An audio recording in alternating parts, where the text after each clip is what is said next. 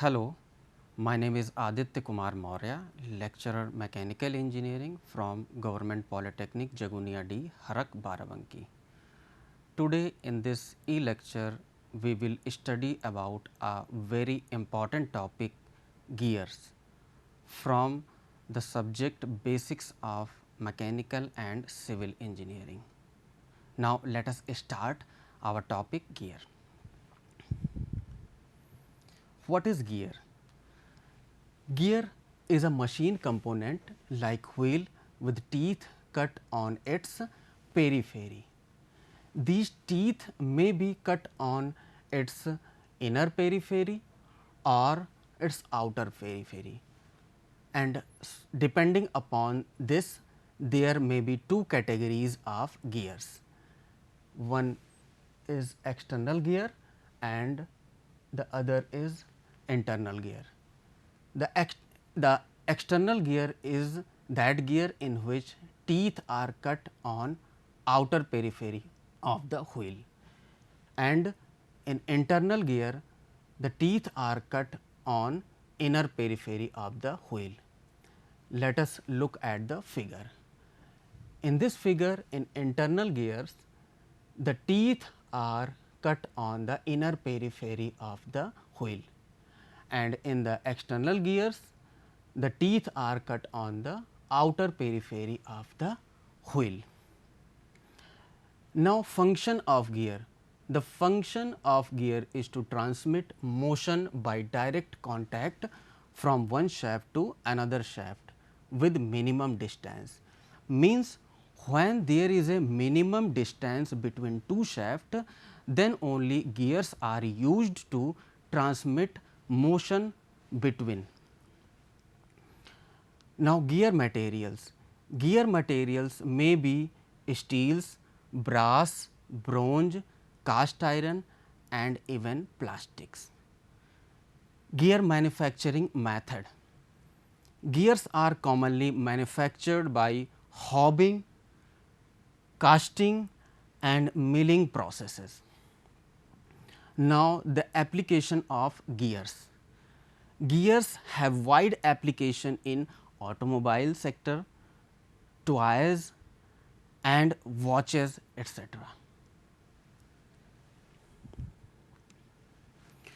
Now, classification of gears. Gears can be classified on the basis of relative position of shaft. The three relative positions of shaft are shown in figures. In the first figure, we can easily see that there are two shafts and these shaft axes are parallel to each other. So, this is the parallel shaft category. Under this category, there are following gears: spur gear, helical gear, double helical gears, rack and pinion, etc.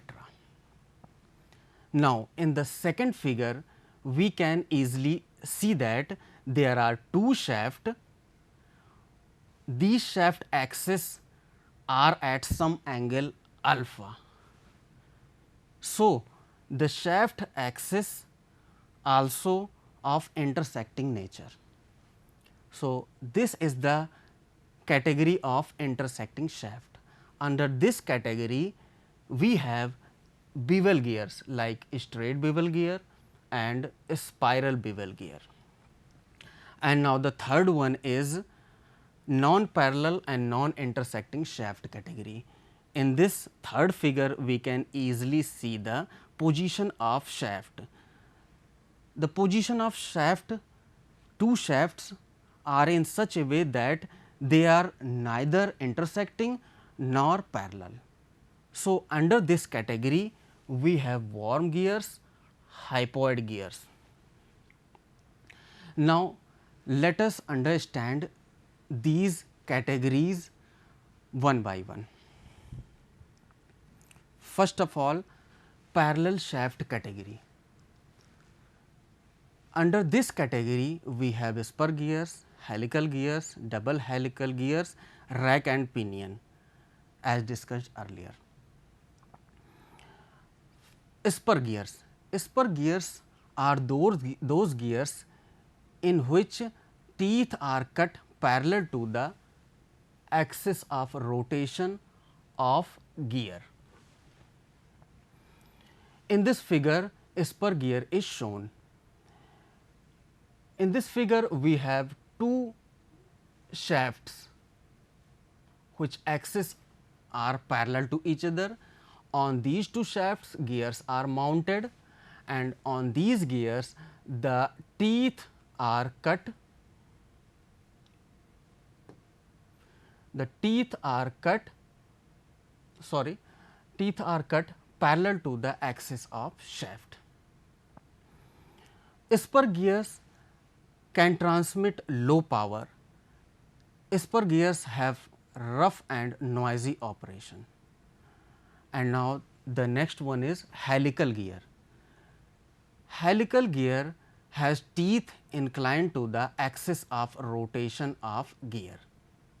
In this figure, we can see the helical gear. This is the helical gear. In helical gear, the teeth are cut inclined to the axis of rotation of gears. In this helical gear, we can see there is only one row of inclined teeth. So, this helical gear is also known as single helical gear, and the single helical gear offers axial thrust. We can transmit high power with the help of helical gear. The helical gear offers smooth and less noisy operations. Now, double helical gear. Double helical gear is the modification in helical gear. In double helical gear, there are two rows of inclined teeth separated by a groove. In this figure, we can easily see that there are two rows of inclined teeth separated by a groove. This is the groove. This separates the two rows of inclined teeth. So, this is called double helical gear. The double helical gear offers no axial thrust. It has more smooth and quiet operation. And now, rack and pinion. Rack and pinion. It has a gear of infinite diameter called rack, which meshes with a small gear called pinion. In this figure, we can see the rack and pinion. This small gear is called pinion, which is in mesh with a gear that is almost a straight line gear, which has infinite diameter, that is known as rack. So, this is a rack and pinion. The rack and pinion is used in steering mechanism of automobile.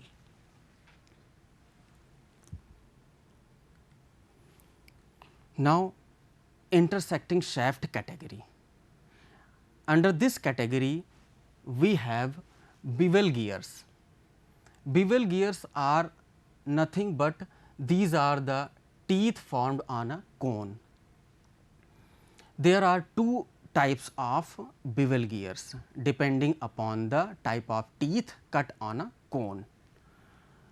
First one is straight bevel gear and the second one is spiral bevel gear. Now, first of all, straight bevel gear. Straight bevel gear is a straight teeth formed on a cone. In this figure, we can easily see that straight teeth are cut on a cone. So, it is a straight bevel gear. Straight bevel gear offers rough and noisy operation. One of the category of the bevel gear is miter gear. Miter gear is the gear in which there is same size bevel gear connecting two shafts at right angle. Now, the spiral bevel gear.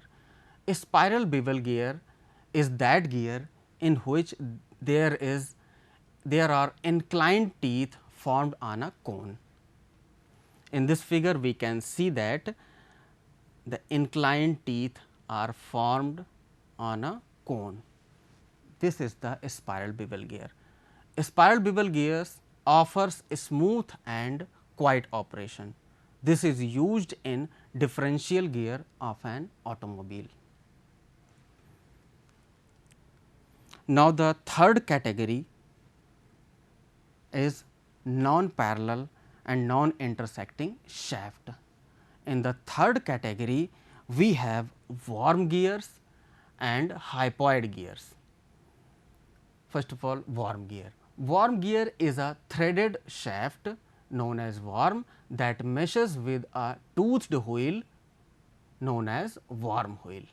In this figure, we can see this is the worm wheel and this is the threaded shaft known as worm. This forms a worm gear.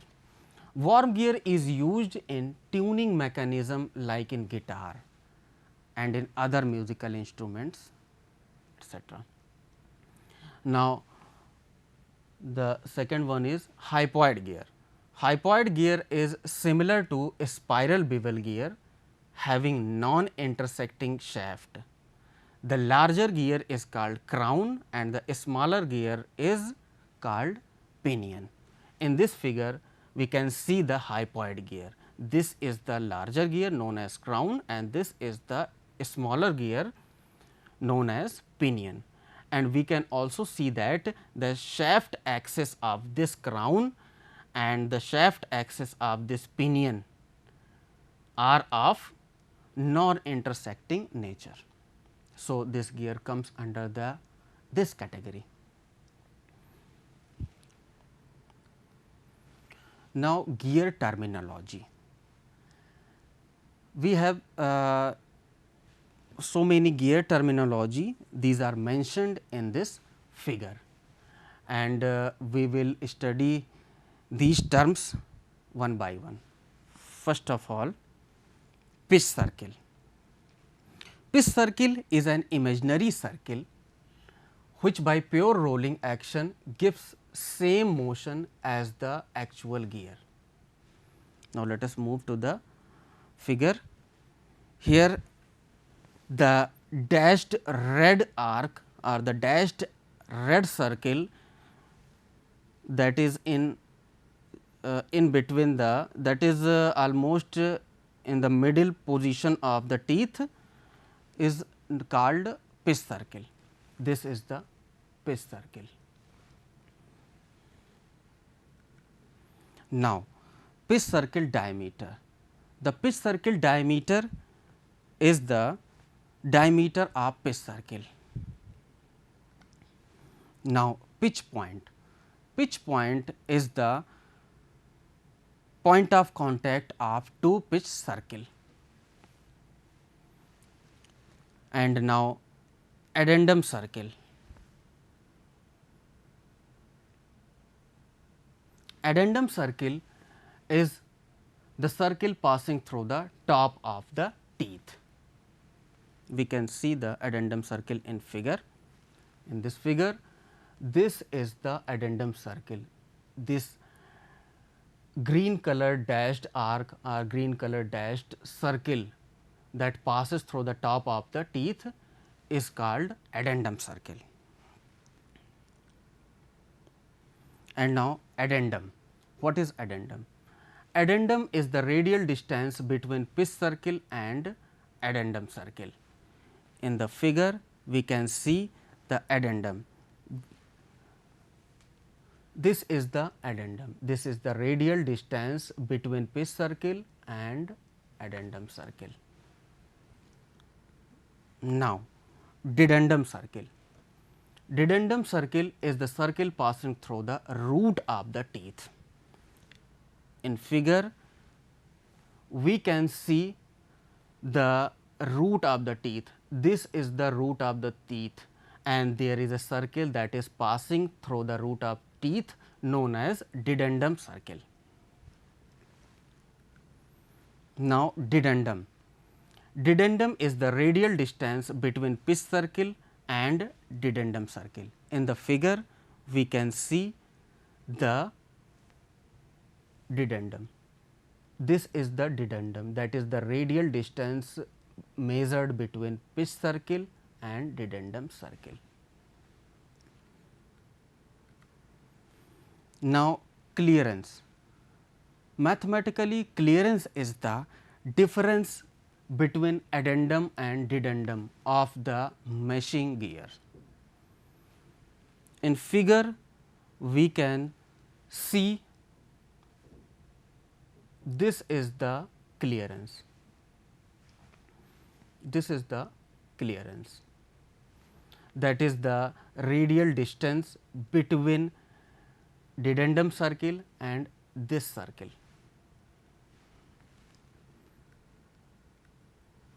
And now, tooth thickness. Tooth thickness is the thickness of tooth measured along pitch circle. In figure, we can see this is the tooth thickness that is measured along pitch circle.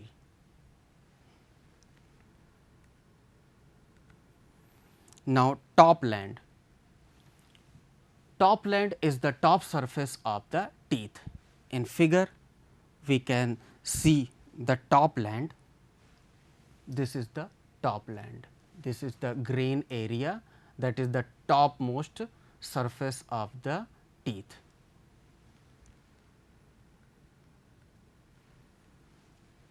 And now, bottomland. It is the bottom surface between two adjacent teeth. In the figure, we can see the bottomland. This is the bottomland, that is in between the two teeth, which is the bottommost portion of the gear. Now, face. It is the tooth surface between pitch circle and topland. In this figure, this is the face, that is the surface between topland and pitch circle. And now, flank. Flank is the tooth surface between pitch circle and bottomland. In figure, we can see the flank. This is the flank, that is the tooth surface between pitch circle and bottomland.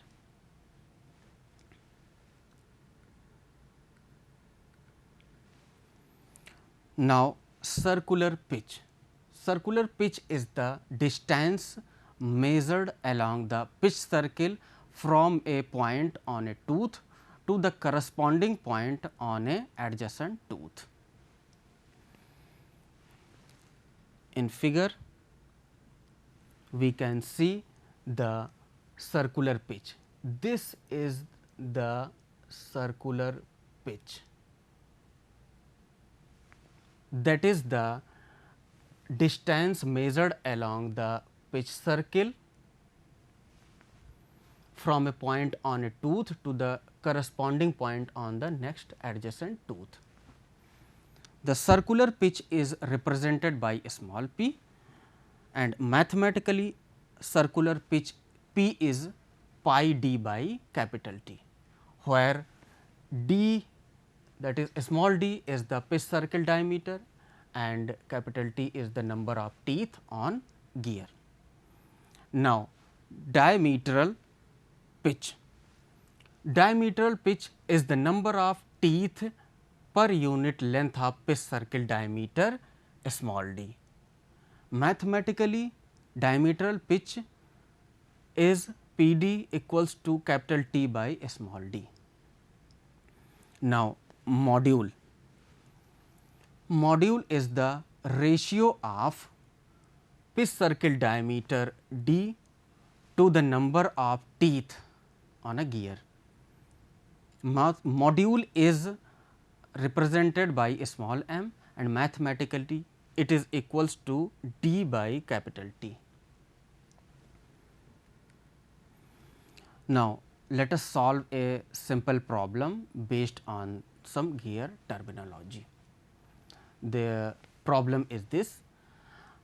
In this problem, the number of teeth of a spur gear is 30 and it rotates at 200 rpm. What will be its circular pitch and the pitch line velocity if it has a module of 2 mm. Now, let us solve this problem. At first, we find the we collect the information given in this problem. The information given in this problem is number of teeth on gear is 30 and module is given, that is equal to 2 mm, and speed of gear in rpm is 200 rpm.